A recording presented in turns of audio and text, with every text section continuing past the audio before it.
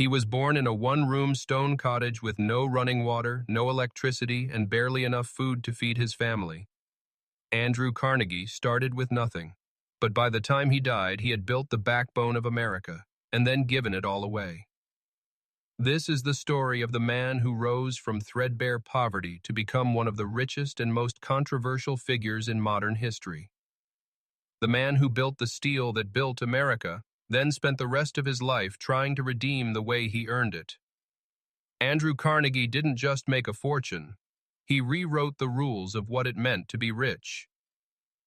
Andrew Carnegie was born in 1835 in Dunfermline, Scotland. His father, a weaver, was a proud artisan, a man quickly outpaced by the machines of the industrial age. When those machines destroyed the family's livelihood, the Carnegies made a desperate leap. In 1848, they emigrated to the United States in search of a new life. They settled in Allegheny, Pennsylvania, a smoky, steel-colored world of hard labor and harder luck. At the age of 13, Andrew began working as a bobbin boy in a cotton factory. 12-hour shifts, 6 days a week. He earned $1.20 per week. But Carnegie wasn't just a laborer, he was a learner. He read books by lamplight, memorized speeches, studied great thinkers. He taught himself to write business letters and how to read financial reports. He saw poverty not as a curse, but as fuel for ambition. By 18, Carnegie landed a job as a telegraph operator. His raw talent caught the attention of Thomas A. Scott, a rising executive at the Pennsylvania Railroad. Scott mentored him, promoted him, introduced him to the world of business, finance, and government contracts. Carnegie made his first investments through Scott's connections: oil, bridges, rail lines. Every venture was a lesson, every profit was reinvested. During the Civil War, he managed military railways, ways and transportation for the Union, experiencing firsthand how logistics shaped empires.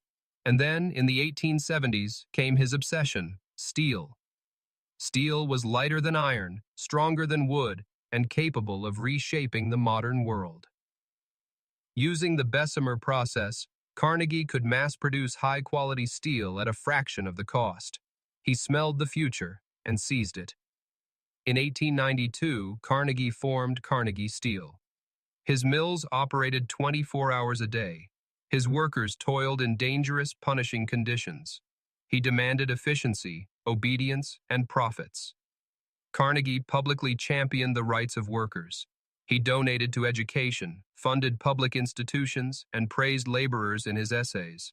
But in practice, his company crushed unions and suppressed wages. The most infamous example came in the summer of 1892. At his Homestead plant near Pittsburgh, workers went on strike to protest wage cuts. Carnegie was away in Scotland. He left management to his ruthless partner, Henry Clay Frick. Frick responded with force. He hired 300 Pinkerton agents to break the strike. What followed was a violent battle between the armed agents and steelworkers. Bullets flew. 9 workers were killed. Dozens were injured.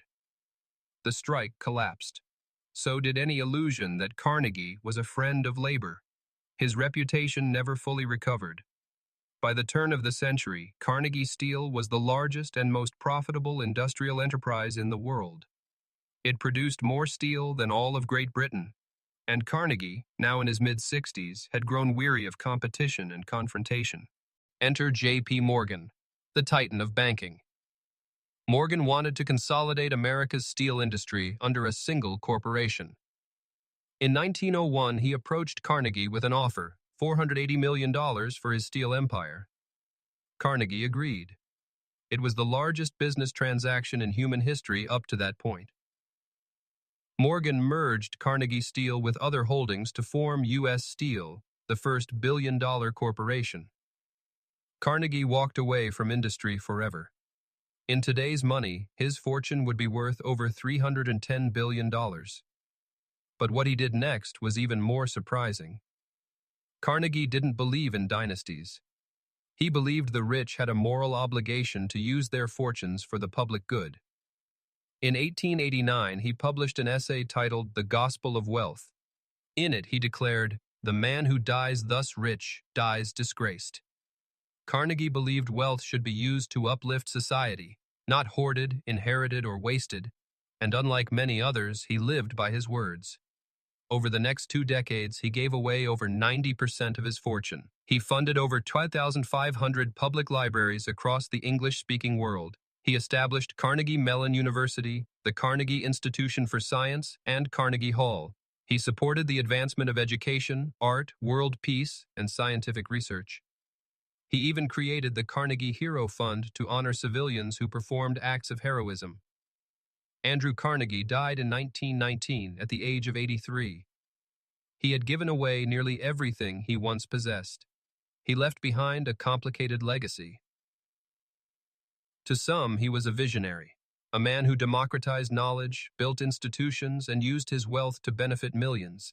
To others, he was a ruthless capitalist who exploited labor, crushed strikes, and only gave away his fortune to cleanse his conscience. But perhaps both are true. He was the embodiment of the Gilded Age, glittering on the surface, complicated underneath. Carnegie. He was not a saint. He was a man of ambition, contradictions, and vision, a man who saw the coming century and helped forge it in steel. More than a century later, the world Carnegie helped shape still bears his fingerprints.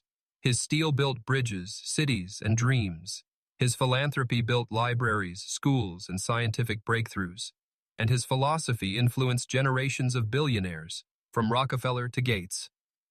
In the end, Andrew Carnegie didn't just rise from poverty. He exploded from it, blazing a path of industry, empire, and ideas.